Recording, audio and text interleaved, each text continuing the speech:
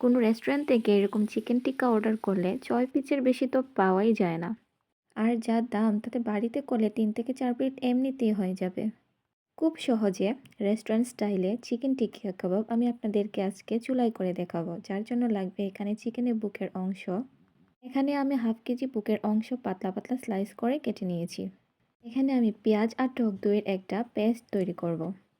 এবার চিকেনের মধ্যে দিয়ে দিব বেকিং সোডা, লবণ, লেবুর রস, পেঁয়াজ বেরেস্তা আর টক দইয়ে যে পেস্ট করে রেখেছিলাম সেটা দিয়ে দিব মরিচ গুঁড়া, কারি পাউডার, ধনিয়া গুঁড়া আর জিরা গুঁড়া। সাথে দিয়ে দিব একটু সরিষার তেল।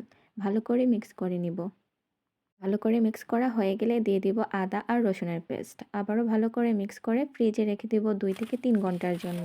2 থেকে 3 ঘন্টা হয়ে গেছে। এবার চিকেনের টিক্কার যে কাঠিগুলো সে কাঠিগুলোর মধ্যে স্লাইস করা চিকেনগুলো একটা একটা করে দিয়ে দিব। এক্ষেত্রে আপনারা দেখে বুঝে নেবেন। আমার সবগুলো কাঠিতে চিকেনের স্লাইসগুলো দেওয়া হয়ে গেছে। এবার চলে যাব ভাজতে। চুলায় সামান্য পরিমাণ তেল দিয়ে এক এক করে চিকেনের টিক্কাগুলো দিয়ে দিব। 10 থেকে 15 মিনিট সময় নিয়ে 2 সাইড ভালো করে ভাজলেই হয়ে যাবে আমার চিকেনের টিকিয়াগুলো।